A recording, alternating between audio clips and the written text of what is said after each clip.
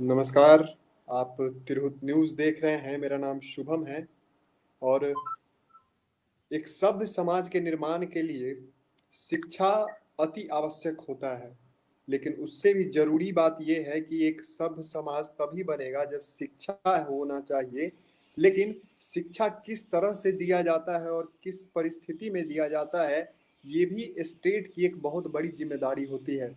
34 वर्षों बाद भारत में एक नई शिक्षा नीति आई है। इस शिक्षा नीति के बारे में बड़े स्तर पे कोई चर्चा नहीं हुई क्योंकि कोरोना का काल चल रहा है। कोरोना महामारी पूरे देश में बड़ी तेजी से फैल रही है, इसलिए शिक्षा नीति कहीं ना कहीं गौन हो गई इस कोरोना में। आज हमारे साथ इंजीनियर सुमित कश्यप हैं, जिनसे हम शिक्षा नीति के एक एक अंश वोकेशनल एजुकेशन, जो कि एक महत्वपूर्ण अंश है, जो आने वाले समय में और भी ज़्यादा आवश्यक होगा और अति आवश्यक होगा भारत के बच्चों के लिए।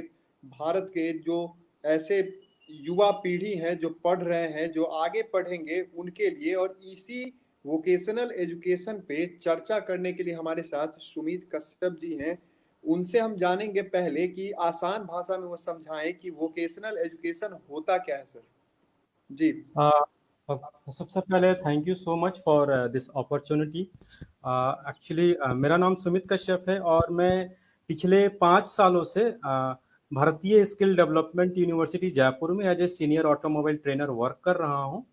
और मेरा एक खुद का यूट्यूब चैनल भी है जिसका नाम technical skills by Sumit Kashyap है, जो कि कहीं ना कहीं मैं वोकेशनल एजुकेशन के उसे पिछले अपने करियर की शुरुआत मैंने वोकेशनल एजुकेशन से करी है। तो सबसे पहले सबसे अच्छी बात यह है, गवर्नमेंट ऑफ इंडिया ने जो नई शिक्षा नीति, जो नई एजुकेशन पॉलिसी को इम्प्लीमेंट किया है, उसमें एक वोकेशनल वर्ड्स को ऐड किया है बिल्कुल प्राइमरी स्टेज से, क्लास 6 से ही। तो अगर वर्ड्स को हम समझे कि what is the meaning of vocational education, तो सर इसमें सिंपल सी बात है कि वोकेशनल एजुकेशन जो है वो तैयार करता है आपको जॉब्स के लिए, वो आपको स्किल्ड बनाता है। The education that can prepare you for the employment, for the job you have a skilled, that defines the vocation education. तो ये जो गवर्नमेंट ऑफ इंडिया ने जो इनिशिएट किया है वोकेशनल एजुकेशन को लेकर के, अभी हम सब जानते हैं कि भारत में अनएम्प्लॉयमेंट की कंडीशन बहुत ज्यादा है और इस अभी कोरोना कंडीशन में ये चीजें काफी बाहर निकल के आई हैं।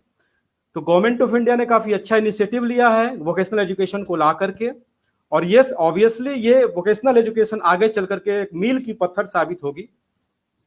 जी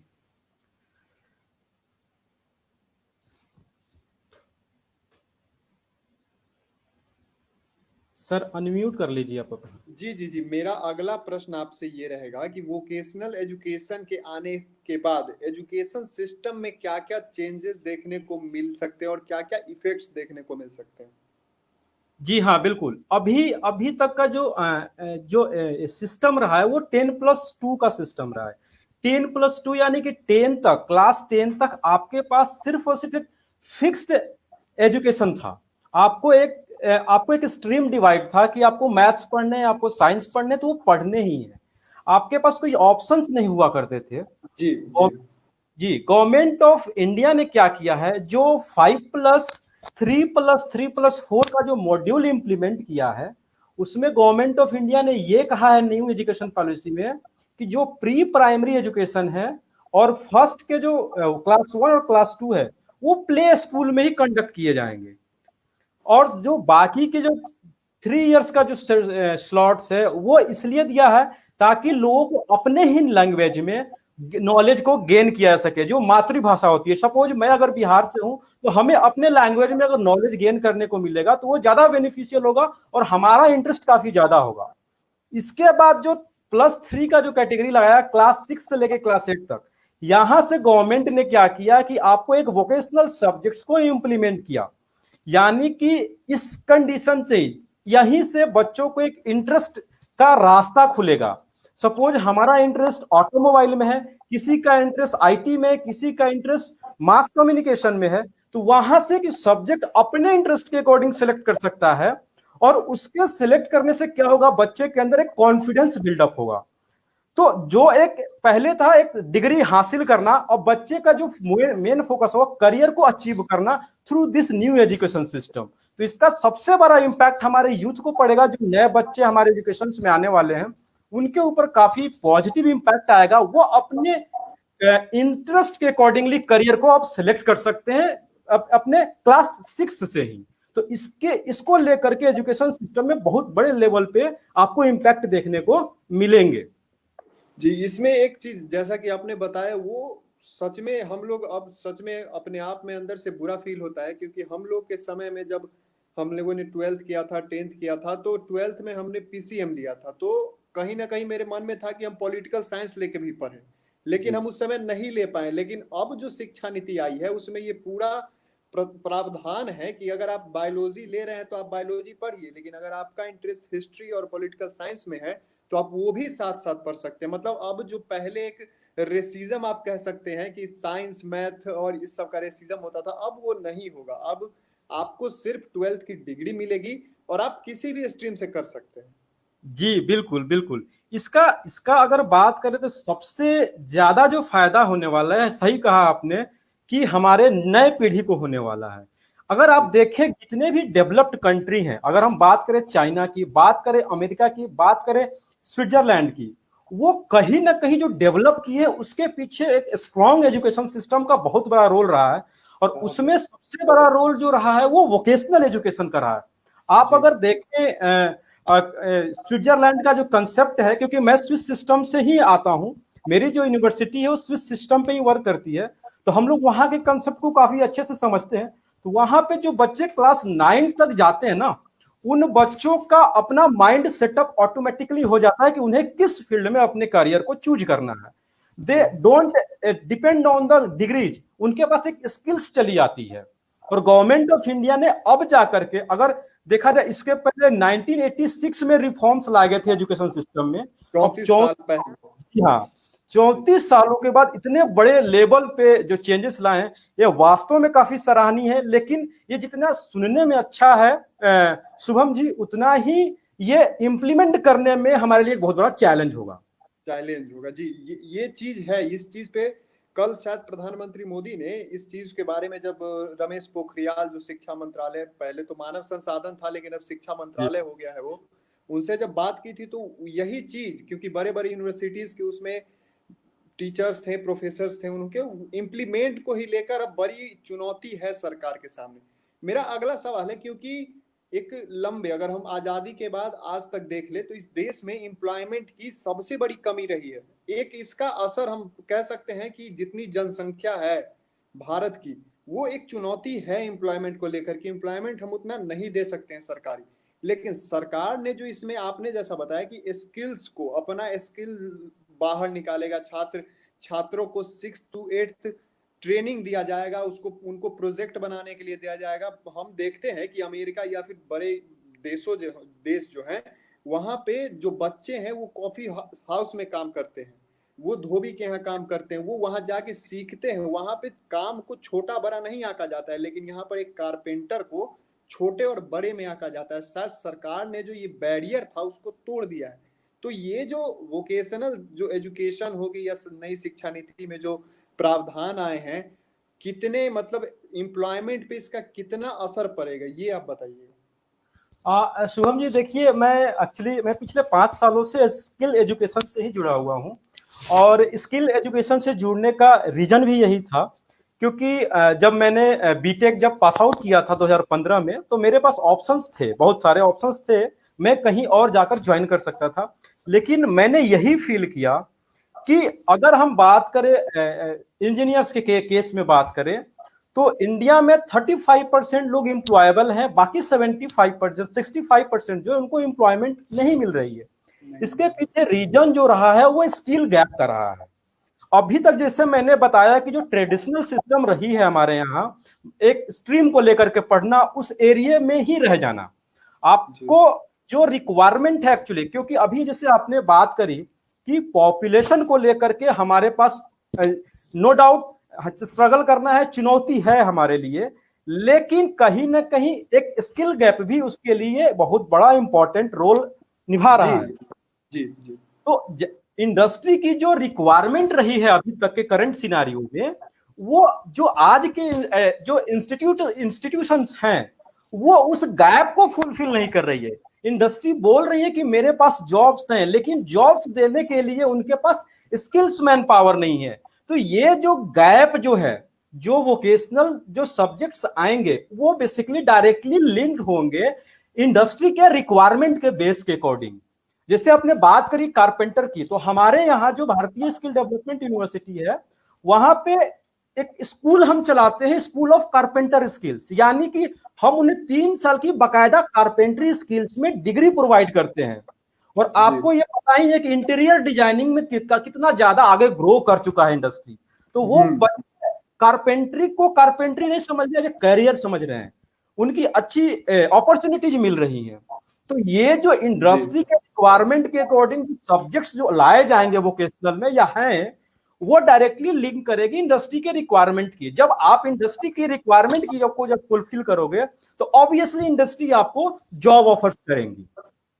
जी, वही चीज की एम्प्लॉयमेंट एक बड़ी समस्या है भारत में अभी तक। अगर आप, और अभी तो और हो गई है जब से कोरोना का संक्रमण लगातार, तो सिर्फ भारत में नहीं पूरी दुनिया में एम्प्लॉयमेंट का एक, अर्थव्यवस्था तो हम लोग जानते ही हैं कि कितना धराम से गिरा अर्थव्यवस्था पूरे दुनिया का। अमेरिका का कितना गंदा स्थिति है, रसिया का कितना गंदा स्थिति है। तो वो एक चुनौती भारत के लिए हमेशा रहा है। लेकिन इसी पे एक और सवाल है कि लगातार अभी देश में आत्मनिर्भर भारत को लेकर एक प्रयास चलाया जा रहा है। तो क्या जो ये नई शिक्षा नीति है उसमें कुछ रोल रहेगा इस शिक्षा नीति का आत्मनिर्भर भारत बनने में? क्योंकि हम अभी भी बहुत ऐसा चीज है जो हम खुद बना सकते हैं, लेकिन फिर भी हम बाहर से उसको आयात करते हैं। उसको पता नहीं क्यों ऐसा, जबकि कैपेसिटी है भारत में वो चीज। वही आप देखते होंगे कि अमेरिका में जितने भी साइंटिस्ट हैं, डॉक्टर्स हैं, top most scientist doctors Indian होते हैं, लेकिन हाँ, वही भारत में उसके पीछे शायद सुविधा नहीं मिलती है।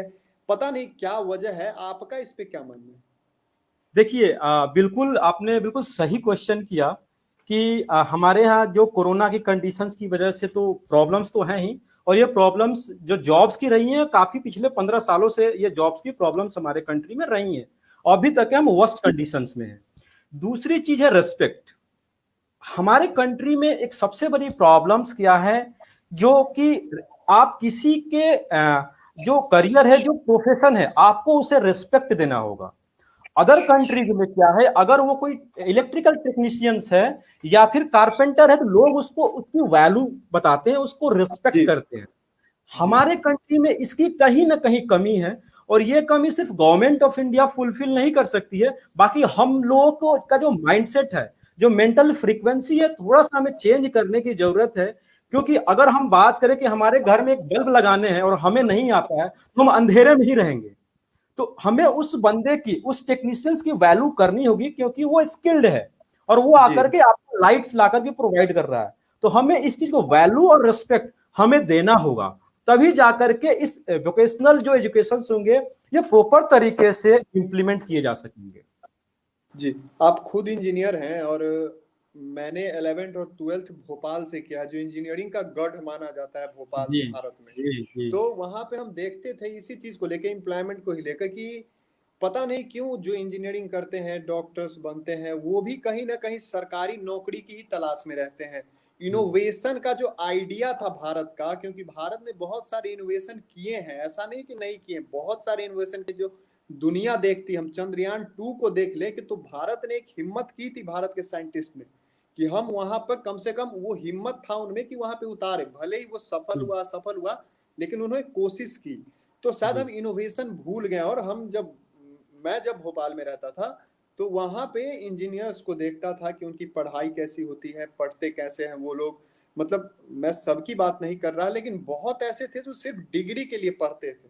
जी तो एम्प्लॉयमेंट सिर्फ किसी बड़े इंफोसिस, बड़े बड़े आईफोन वगैरह, गूगल वगैरह में जाकर ही नहीं मिलती है, क्योंकि बहुत ऐसे उदाहरण हैं जो इंजीनियरिंग करके, डॉक्टरी करके फिर अपने यहाँ आकर अपना क्लिनिक एस्टेब्लिश करते हैं, अपना कोई नया स्टार्टअप खोलते हैं। तो भारत में शायद स्टार्टअप बहुत जरूरत अभी अभी के समय में खासकर हो गया है। इस पे आपका क्या मानना है? जी हाँ, बिल्कुल आपका बिल्कुल सही सवाल है इस पे। देखिए, नए एजुकेशन पॉलिसी को अगर हम ध्यान से पढ़ें, तो जो इनोवेशन की जो बात करी आपने, जो रिसर्च की बात करी, वो जी कहीं न कहीं हम लैग कर रहे थे। जो यूथ थे, उनका डायरेक्टली फोकस्ड क्या हो गया था अभी तक के कंडीशन में, कि हमने डिग्री की और हमें जॉब चाहिए। और ज़्यादा फोकस जो आपने बताया कि गवर्नमेंट सेक्टर की तरफ ज़्यादा था।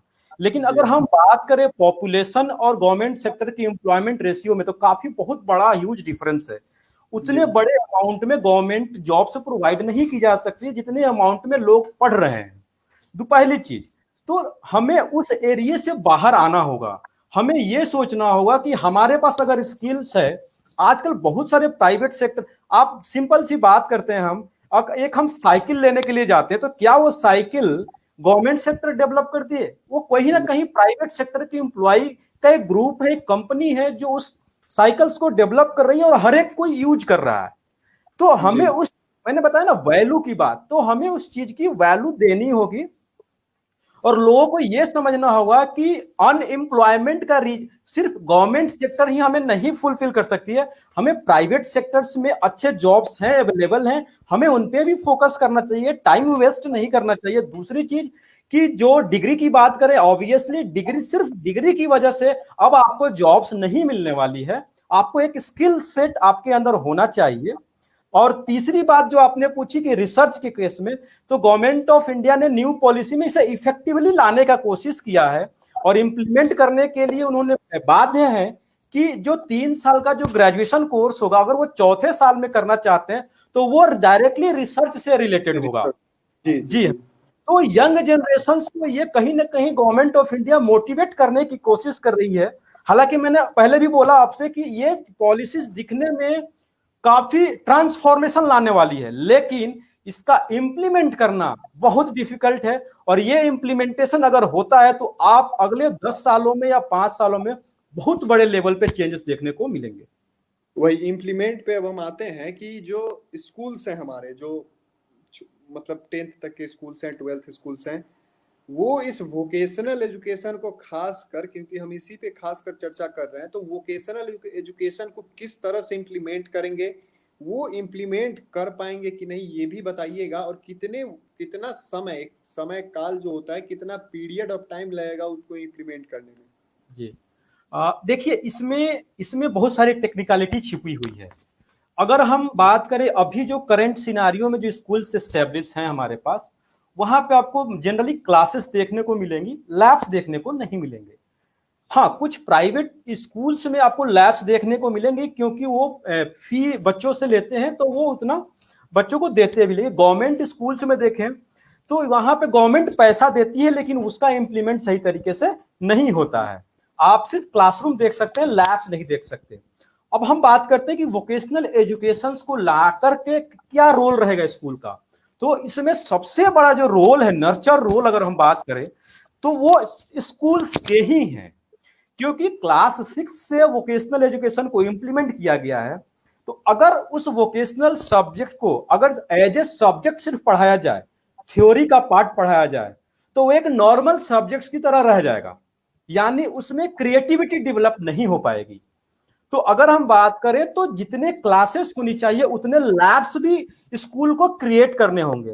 सपोज मैं क्लास 6 में हूं और मैंने बात करी कि मुझे मास कम्युनिकेशन में जाना है, तो आपको उसके लिए एक बड़ा सेटअप तैयार करना होगा, वो प्रैक्टिकल परफॉर्म्स करने होंगे। उस लेवल पे आपको उस तरह के ट्रेनर्स अवेलेबल होने चाहिए, उसके लिए जी टीचर्स आपको ट्रेंड होने चाहिए। बात करें ऑटोमोबाइल सेक्टर के, तो आपके पास अगर ऑटोमोबाइल का बेसिक नॉलेज ही आप दे रहे हो, तो आपके पास एटलीस्ट एक इंजन होने चाहिए जिसका वर्किंग आप बच्चों को दिखा सके, ताकि बच्चों के अंदर वो क्रिएटिविटी आए कि हाँ, ये कंपोनेंट्स है और इस तरीके से वर्क कर सकता है। तो अगर हम बात करें स्कूल्स का, तो इनको कंप्लीटली जो इंफ्रास्ट्रक्चर है चेंज करने पड़ेंगे। बिना लैब्स के वोकेशनल एजुकेशन को इंप्लीमेंट करना इम्पॉसिबल है। तो स्कूल्स का रोल इसमें काफी ज्यादा बढ़ जाता है। They should focus less on the classroom, more on the practical session. अन्य राज्यों की बात अगर हम बाद में करें, पहले हम बिहार के परिप्रेक्ष्य में अगर देखें, तो बिहार की जो शिक्षा व्यवस्था है वो बहुत बद से बदतर है। बिल्डिंग्स आपको देखने को मिल जाएंगी, बड़े बड़े बिल्डिंग्स हैं, लेकिन एक अजब सा माइंडसेट हो गया है पिछले 30-40 वर्षों से, जो एजुकेशन सिस्टम इस बिहार का कर दिया गया है, क्योंकि जैसा कि हम लोग सुनते थे कि पहले बिहार का एजुकेशन सिस्टम बहुत अच्छा था 40-45 साल पहले, लेकिन ये 45 साल का जो पीरियड रहा है इसमें जो एजुकेशन सिस्टम है वो बद से बदतर हो गया है। जो बच्चे भी हैं जो जाते हैं स्कूल, जो गांव में स्कूल होते हैं उनमें जाते हैं तो वो लोग सिर्फ खाने जाते हैं, पढ़ाई की व्यवस्था ही नहीं की गई है। न टीचर्स इस पे ध्यान दे रहे हैं, टीचर्स की क्या रोल रहते हैं। आप देखते हैं कि टीचर्स को इलेक्शन आता है, इलेक्शन में लगा दिया जाता है, पोलियो का खुराक पिलाया जाता है उनके, मतलब उनको पढ़ाई के अलावा और सभी चीजों में उनको इन्वॉल्व कर दिया जाता है।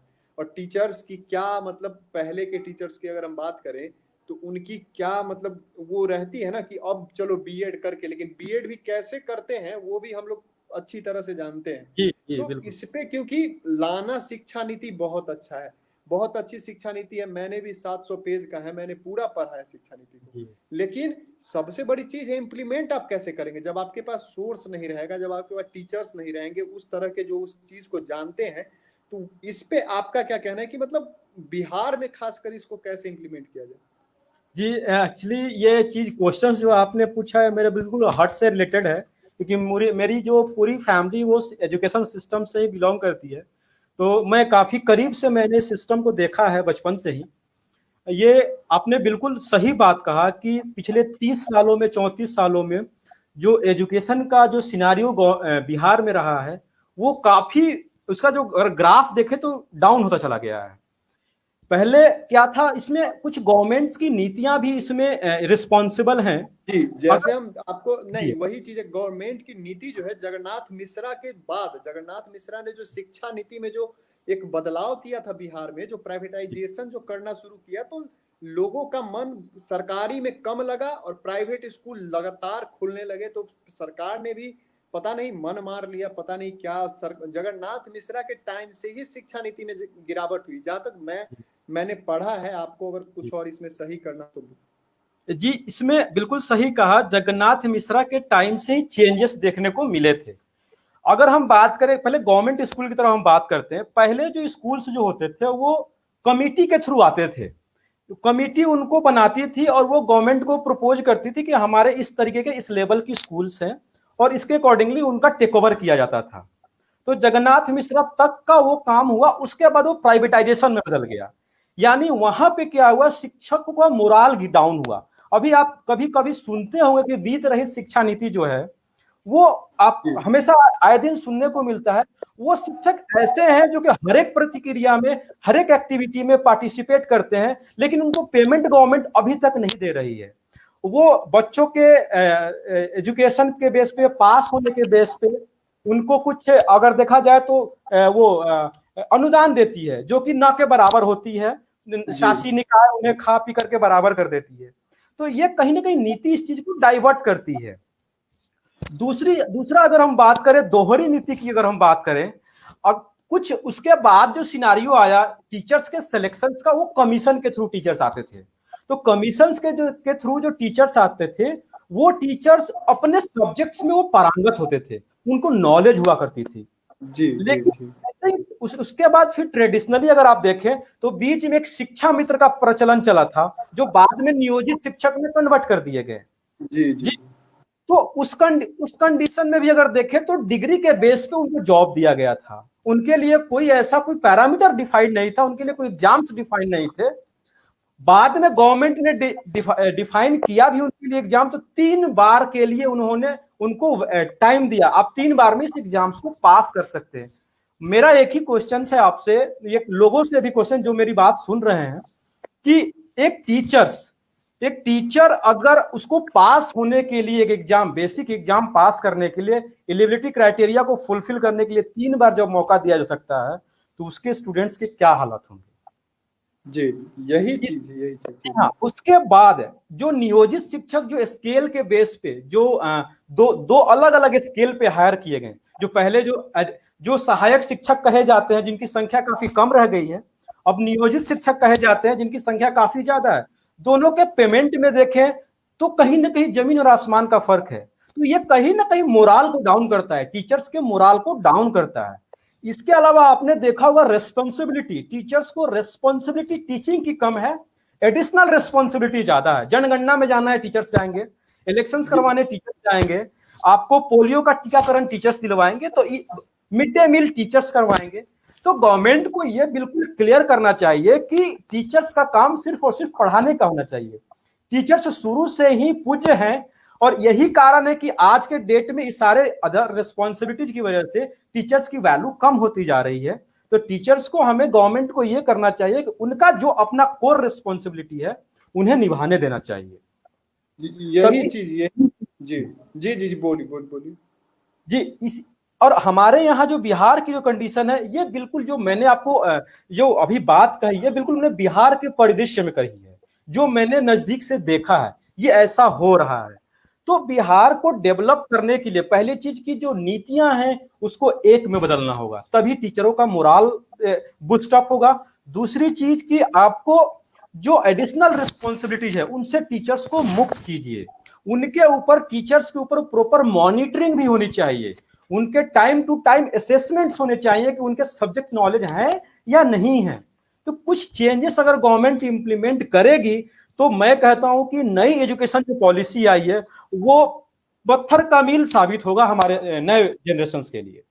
जी, यही चीज हम भी, मेरा भी कहना है कि अगर जब एक छात्र होता है, उसे पास करना है, एक परीक्षा देना है, उस परीक्षा से पास कर कर अगले क्लास में जाना है, तो एक शिक्षक भी अगर कोई है, और खासकर इस बिहार में इस चीज की सबसे अधिक जरूरत है कि किसी भी शिक्षक की हर 2 साल या 3 साल एक टाइम पीरियड डाल दिया जाए, उसमें उनको एक एग्जाम लिया जाए, उस एग्जाम में अगर वो पास करते हैं, जैसे प्रमोशन देता है, मतलब पुलिस में प्रमोशन होता है या फिर किसी और चीज में प्रमोशन होता है, तो उसमें एग्जाम्स लिए जाते हैं, एग्जाम कंडक्ट होता है, एग्जाम में बैठा जाता है और फिर उसको पास होकर फिर वो आगे जाते हैं। तो इसी तरह बिहार के एजुकेशन सिस्टम में भी खासकर जो टीचर्स हैं, ऐसा हम नहीं कहते हैं कि टीचर्स मतलब पढ़ाते नहीं, या फिर बहुत तक अगर आप देख लेंगे प्रोफेसर्स लोग को, जो बड़े बड़े कॉलेज में है, बिहार यूनिवर्सिटी, मिथिला यूनिवर्सिटी, मैं खुद मिथिला यूनिवर्सिटी का छात्र हूँ, वहां पे बहुत प्रोफेसर्स बहुत ज्ञानी हैं, लेकिन पता नहीं न क्लास होती है, न कोई बच्चा आता है, और न बच्चे को आने के लिए कॉलेज जो होता है वो कभी फोर्स करता है। यही आप प्राइवेट में देखेंगे तो 75% अटेंडेंस नहीं होता है तो आपको एग्जाम में नहीं बैठने दिया जाता है। तो यही चीज है, यही अंतर है। पता नहीं इस चीज को, बिहार को सुधारने में, खासकर शिक्षा में कितना समय लगेगा। हम, बिहार स्वास्थ्य के लिए पलायन करता है, बिहार शिक्षा के लिए पलायन करता है, बिहार रोजगार के लिए पलायन करता है, और अगर आज सिर्फ एक शिक्षा अगर सुधर जाए बिहार की, तो आप, मेरा जैसा मानना है कि रोजगार के लिए भी पलायन बंद हो जाएगा और स्वास्थ्य के लिए पलायन बंद हो जाएगा। लेकिन पता नहीं, अब देखना होगा कि कब तक इस बिहार का जो शिक्षा नीति है वो सुधरता है, बिहार का जो शिक्षा व्यवस्था है वो कब तक सुधरता है।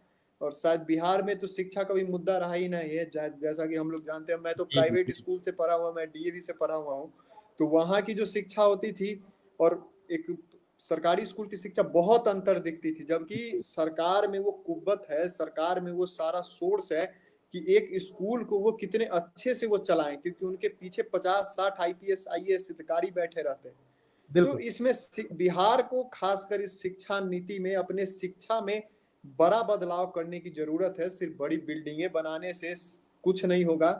जो टीचर्स हैं उनको फ्री हैंड देना होगा, उनको ये पोलियो पिलाने और इलेक्शन का मैनेजमेंट करने के लिए नहीं लगाना होगा, उनको सिर्फ पढ़ाई, और सिर्फ पढ़ाई के लिए उन्हें सिर्फ लगाना होगा। मेरा अगला प्रश्न है कि मैं अपने पे लेता हूं कि अगर मुझे वोकेशनल जो कोर्सेज हैं, मुझे अगर करना पड़ेगा, करना मैं चाहता हूं, मेरे मन में वो करना है, तो क्या इंडिया में कॉलेजेस अवेलेबल हैं उसके लिए?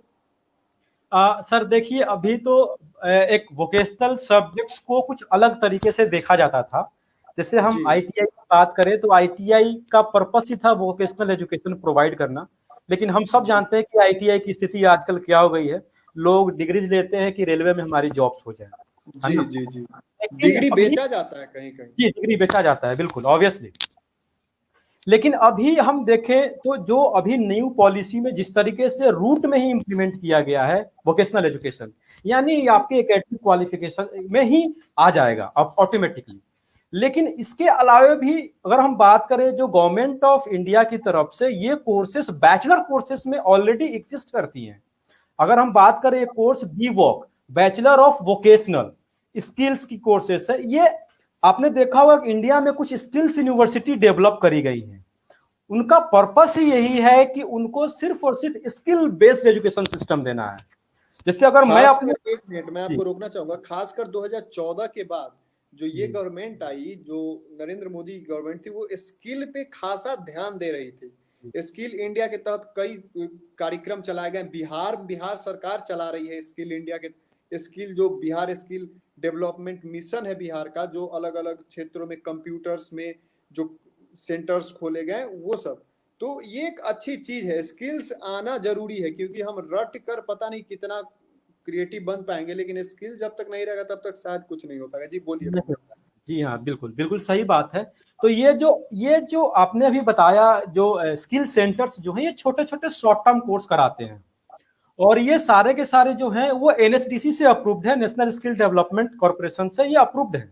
लेकिन हम बड़े स्केल की अगर बात करें कि उसे एक पार्टिकुलर, जैसे हमने बीटेक की बात करी, BTech in mechanical, BTech in automobile, उसी तरीके से वोकेशनल सब्जेक्ट्स में आप पूरा एक ट्रेड में आप ग्रेजुएशन कर सकते हो। जैसे हम भारतीय स्किल डेवलपमेंट यूनिवर्सिटी जयपुर की बात करें तो ये कंप्लीटली प्योर स्किल यूनिवर्सिटी है। यहाँ पे +2 के बाद जो बच्चे आते हैं, अगर BVOC इन ऑटोमोबाइल स्किल्स लिया, BVOC इन IT लिया, तो 3 साल वो IT में ही पढ़ेगा। और उसमें जो फ्लेक्सिबल एंट्री और एग्जिट जो गवर्नमेंट ऑफ इंडिया ने अब जाके इंप्लीमेंट किया है, हमारी यूनिवर्सिटी बहुत पहले से 2017 से इसे इंप्लीमेंट करते आ रही है कि 1 साल के बाद डिप्लोमा दिया जाएगा आपको, 2 साल के बाद आपको एडवांस डिप्लोमा दिया जाएगा, 3 साल कंप्लीट करने के बाद डिग्री दिया जाएगा। इसके अलावा 6-6 महीने के टर्म पे, यानी फर्स्ट सेमेस्टर हम बच्चों को अपने यूनिवर्सिटी में रखते हैं, सेकेंड टर्म में हम उनको सेमेस्टर में उनको हम इंडस्ट्री में भेजते हैं, जहां पे बच्चे काम करते हैं, स्टाइपेंड मिलता है बच्चों को। अब आप सोचिए, वैसे बच्चों को इंडस्ट्री हायर नहीं करेगी तो क्या किसी सिर्फ डिग्री वाले को हायर करेगी? तो ये डिफरेंस है। तो इसके अलावे हमारे भारतीय स्किल यूनिवर्सिटी के अलावे भी गवर्नमेंट ऑफ हरियाणा ने हरियाणा विश्वकर्मा स्किल यूनिवर्सिटी को एस्टैब्लिश किया, वो भी सेम कंसेप्ट पे काम कर रही है, वो भी BVOC की डिग्री दे रही है। आप डिफरेंट ट्रेड्स में आप जिसमें भी आप ग्रेजुएशन करना चाहते हैं आप कर सकते हैं। तो इंडिया इसमें भी, गवर्नमेंट ऑफ इंडिया इस पे भी वर्क कर रही है, ताकि बड़े लेवल पे भी जो वोकेशनल सब्जेक्ट्स को इंटरेस्ट बनाए उसमें अपना करियर सिलेक्ट कर सके। बिहार में अभी कोई है क्या, कोई यूनिवर्सिटी ऐसा? नहीं, देखिए, एक्चुअली ये चीज मैं आपसे भी बोलने ही वाला था कि जब राजीव प्रताप रूडी हमारे जब स्किल मिनिस्टर थे फर्स्ट टर्म में, मोदी जी के फर्स्ट टर्म में, उस टाइम, जी हाँ, तो रूडी जी ने, मेरी उनसे मुलाकात हुई थी हमारे ही यूनिवर्सिटी में। तो उनका एक स्टेटमेंट मैंने पढ़ा था कि बिहार में भारत का सबसे पहला स्किल यूनिवर्सिटी एस्टैब्लिश किया जाएगा, आरा डिस्ट्रिक्ट और छपरा डिस्ट्रिक्ट में, ऐसा कुछ था। तो मैं एक्चुअली हमेशा मैं इस चीज को सर्च करता हूं कि वो इम्प्लीमेंट किया गया या नहीं किया गया। लेकिन दुर्भाग्य ये है कि मैंने वही कहा ना, इम्प्लीमेंटेशन बहुत जरूरी है। आप स्टेटमेंट दे सकते हैं, लेकिन इम्प्लीमेंट करना बहुत डिफिकल्ट है। अगर वो इम्प्लीमेंट किया जाता उस टाइम पे, तो हमारे यहाँ भी, बिहार में भी एक स्किल यूनिवर्सिटी डेवलप की जा सकती थी। इवन मैं गवर्नमेंट से ये भी बात कहना चाहूंगा कि आप अपने जो एग्जिस्टिंग यूनिवर्सिटीज हैं वहां पे एक वोकेशनल सब्जेक्ट करके, एक अलग से इंफ्रास्ट्रक्चर तैयार करके, प्रैक्टिकल लैब्स के साथ ग्राउंड लेवल पे तैयार करके आप इस कोर्सेज को रन कर सकते हैं। हाँ, एक अलग डिपार्टमेंट उसके लिए बना दीजिए, क्योंकि अगर ये इतनी जरूरत की चीज है फिर, लेकिन वही ना चीज हो जाती है कि फिर इसमें भी अब बच्चा बाहर जाएगा पढ़ने। जी, वही मैं कह रहा हूं कि इस पे गवर्नमेंट को, देखिए, सेंट्रल जो कर रही है, स्टेट गवर्नमेंट को एक्टिवली इस पे काम करना चाहिए। क्योंकि देखिए, जैसा कि आपने बोला कि एजुकेशन पे सब चीज डिपेंडेंट है। ऑब्वियसली अगर किसी का एजुकेशन अच्छा होगा तो उसकी माइंड क्रिएटिव होगी, उसके थॉट प्रोसेस चेंजेस होंगे, और तब जाकर के वो उस डेवलपमेंट में भागीदार बन सकता है। दूसरी चीज, जैसा कि आपने बताया था, रोकूंगा थोड़ा सा आपको, कि जैसे आपने बताया था कि बिहार में हम बहुत सारी प्रॉब्लम्स हैं। मैंने इसके ऊपर भी वीडियोज बनाया था, अभी डाला भी है अपने चैनल पे, जो हमारा चैनल है technical skills by Sumit Kashyap. उसमें मैंने पॉइंट आउट्स किए हैं कि आखिर बिहार अभी तक क्यों पिछड़ा है। एक टाइम था, अगर हम बात करें जब अंग्रेजों के आने के पहले, तो बिहार एक बहुत समृद्ध राज्य माना जाता था, मगध साम्राज्य के नाम से। लेकिन क्या यहाँ तक अंग्रेज, एक मिनट, यहाँ तक कि पटना का जो बंदरगाह था, वहां पे सेंटर पॉइंट था अंग्रेजों का, वहां पे एग्जैक्टली। सामान उतरता था। लेकिन आज उस पटना के आप बंदरगाह आपको दिखेगा ही नहीं, घाट तो अब बना है, नहीं तो कचरा वहां पे फेंका रहता था उस जी बंदरगाह पे। जी जी बिल्कुल। बहुत विशाल एक इतिहास रहा है बिहार का, लेकिन पता नहीं इस 40-50 वर्षों में पता नहीं बिहार में क्या क्या हुआ, क्यों हुआ। शायद राजनीतिक इच्छा शक्ति नहीं थी। सारा जो एक एक पढ़ाई के पीछे देखिए, अभी भी कुछ ना कुछ एक होता है ना, डीएनए में होता है। पढ़ाई के मामले में बिहारी का अभी भी कोई हाथ नहीं पकड़ सकता है कि वो तो जितना बिहारी पढ़ाई करता है। लेकिन फिर भी लेकिन अपने बिहार के लिए कोई पढ़कर कुछ नहीं कर सकता है, ये भी एक मानने जी वाली बात है। नहीं, इसमें मैं आपको एक बात कहना चाहूंगा, ये बिल्कुल फैक्ट कहा आपने कि जो लोग बिहार से बाहर जाते हैं वो फिर वापस नहीं आते। ये एक फैक्ट है, इस चीज से मैं 100% अग्री करता हूं। लेकिन यहाँ पे कहीं ना कहीं गवर्नमेंट को भी कहीं ना कहीं लैक करती है। ऐसे लोगों को जिनके पास स्किल्स है, बाहर में काफी लंबे टाइम तक रह चुके हैं, उनको ला करके उनके स्किल्स के अकॉर्डिंग अपॉर्चुनिटीज देने का काम भी गवर्नमेंट का ही होना चाहिए। क्योंकि देखिए, स्टार्टअप्स होना और स्टार्टअप्स करना ये गवर्नमेंट का सबसे बड़ा बैकबोन होता है। कि अगर देखिए, जो एमएसएमई जो होती है, जो मीडियम इंडस्ट्रीज जो हैं, उसको डेवलप करने के लिए ऐसे लोग काफी हेल्पफुल होंगे जब उनको प्रॉपर तरीके से सपोर्ट किया जाएगा। तो जी हाँ, इसमें ऑब्वियसली मैं भी यही चाहता हूं, लोग भी यही चाहते हैं, क्योंकि मेरी बातें जो होती हैं और लोगों से, वो भी चाहते हैं कि वहां जाकर काम करें। लेकिन उसके लिए मैं गवर्नमेंट से बात बोलूंगा आपके माध्यम से कि उसके लिए एक उस तरीके का इन्वायरमेंट क्रिएट किया जाए ताकि हर कोई बिना किसी झिझक के वहां पे अपना प्रोग्राम शुरू कर सके, अपना कार्यकलाप, अपने स्किल्स को इंप्लीमेंट कर सके। जी, एमएसएमई केंद्र सरकार की अगर हम बात करेंगे तो एमएसएमई पे बहुत जोर देती है। जो आर्थिक पैकेज उन्होंने घोषित किया था एमएसएमई को, एक अलग डिपार्टमेंट बनाकर उसके लिए, जी एमएसएमई के लिए एक जी बड़ा, जी मुजफ्फरपुर में अगर हम बात करेंगे तो बेला इंडस्ट्रियल एरिया जो है वो पूरा एमएसएमई के लिए है। जी बिल्कुल। माइक्रो, स्मॉल, मीडियम, आपको यही तीनों इंडस्ट्रीज देखने को मिलेंगी। आपने एक महत्वपूर्ण बात बोली जो मेरे मन में कई दिनों से और कई कब से दौड़ रहा है कि बिहार में ये दिक्कत रहा है कि अगर कोई भी व्यक्ति अपना फैक्ट्री यहाँ लगाना चाहे तो वो अफसर शाही और नेता के आगे पीछे घूमते घूमते उसका टाइम कोलैप्स कर जाता है और उतने में वो कहता है नहीं हम किसी और राज्य में लगा देंगे। जी इसके लिए एक नीति आनी चाहिए, जैसे कि भारत सरकार ने जिस तरह से वन डोर कर दिया है कि जो बाहर की कंपनी है जो अब आएगी 2014 के बाद, जो इम्प्लीमेंट किया है भारत सरकार ने खासकर इस सेक्टर में, कि जो बड़ी बड़ी कंपनी है वो अगर भारत आएगी तो उसको एक ही जगह से सारा परमिशन मिल जाएगा। जी जी इसी तरह का कुछ नीति बिहार को बनाना होगा। गुजरात का जो इंडस्ट्री था, गुजरात में कोई इंडस्ट्री जाना नहीं चाहता था। टाटा का आपने वो चीज सुना होगा कि जब वो वेस्ट बंगाल में लगाने गया तो वहां पे सीएम ने मना कर दिया था, तो गुजरात में वो टाटा लगाई और टाटा का सबसे बड़ा प्लांट अभी गुजरात में है। तो जी इसको बिहार सरकार को इस पे नीति लानी होगी और इस पे कुछ काम करना होगा, खासकर रोजगार। क्योंकि एक सच में एक दयनीय दृश्य दिखी थी जब लॉकडाउन लगा था और उस समय जब जो हमारे जो बिहार के लोग थे जब वो बाहर से आ रहे थे तब पता चला कि असल में कितने लोग रहते हैं बाहर। और सिर्फ वो जी तो रजिस्टर्ड 35 लाख 50 लाख के करीब था, वो तो करोड़ों में आए होंगे ना। बिल्कुल बिल्कुल बिल्कुल बिल्कुल। और तो वो इस चीज, पे जी जी जी बोलिए बोलिए। जी, वो दृश्य काफी मार्मिक थी और वो एक्चुअली हमें सोचने पर और हमें अपने बिजनेस माइंड को रिकंस्ट्रक्ट करने पे विवश करती है कि हमें इनके लिए, अपने लोगों के लिए ऐसा कुछ कदम उठाने चाहिए ताकि वहाँ पे इंडस्ट्रीज डेवलप हो, वहाँ का इन्वायरमेंट इस तरीके का क्रिएट किया जाए, वहाँ पे जो अफसरशाही है, जो दबंगई है, जो माफियागिरी है, वो चीजें लॉ एंड ऑर्डर के थ्रू ही कंट्रोल किया जा सकता है और इस पे गवर्नमेंट को डेफिनेटली वर्कआउट करना चाहिए। नहीं, स्टेट की जिम्मेदारी होती है कि वो इन सब चीजों को अपने हाथ में जी लेकर सारा एक व्यवस्थित ढंग से करवाए। अंत में एक छोटा सा प्रश्न है, आप जो नई शिक्षा नीति है जी उसको आप किस तरह से देखते हैं और 10 में से कितने नंबर देंगे आप? जी, अगर नई शिक्षा नीति की बात करें तो 10 आउट ऑफ 10 हमारे तरफ से है, एज ए पॉलिसी अगर हम बात करें। लेकिन ये मैं बार बार यही बात बोल रहा हूँ कि इम्प्लीमेंट, अगर ये इम्प्लीमेंट सही तरीके से होता है तो हमारे लिए, हमारे बच्चों के फ्यूचर के लिए, नेक्स्ट जनरेशन के लिए बहुत बड़ा मील का पत्थर साबित होने वाला है। और जो एम्प्लॉयमेंट गैप्स हैं, जो अनएम्प्लॉयमेंट रेशियो है, वो कहीं ना कहीं जो ये जो गैप है ये यहाँ पे आके खत्म होगी। तो इसमें जो पॉलिसी है उसमें हम 10 आउट ऑफ 10 देंगे।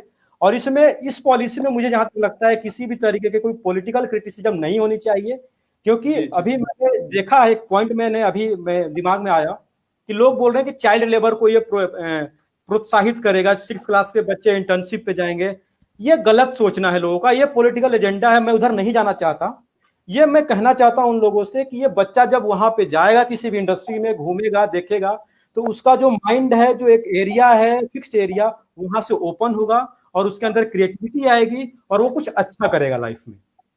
वही चाइल्ड लेबर वहां शायद उन्होंने तब समझा नहीं होगा, क्योंकि बच्चे को प्रोजेक्ट बनाने के लिए बोला गया है, उसे जी वहां जाकर काम सीखने या काम दिहाड़ी पे काम करने के लिए नहीं बोला गया है। जी, ये बिल्कुल एक बिल्कुल।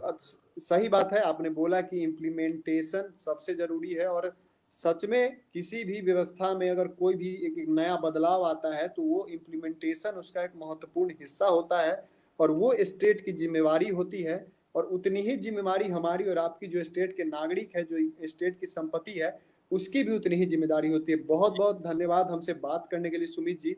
हम अगर इस पे कोई अपडेट आता है तो आगे आपसे और बात करेंगे, इस पे और बहुत बिंदुओं पे भी आपसे बात करेंगे। अभी के लिए बहुत बहुत धन्यवाद। Thank you so much sir, thank you so much for inviting. बहुत बहुत धन्यवाद। तो ये थे इंजीनियर सुमित कश्यप, जिन्होंने जो शिक्षा नीति है उस पर अपनी राय दी है, खासकर वोकेशनल एजुकेशन जो है, जो कि भारत में जो आने वाले समय है, आने वाला जो काल है, उसमें वोकेशनल एजुकेशन एक बहुत बड़ा असर डालेगी। शिक्षा नीति, इसमें कोई विवाद नहीं है कि बहुत अच्छा है, लेकिन जैसे कि सुमित कश्यप ने कहा कि इम्प्लीमेंटेशन सबसे अधिक आवश्यक है।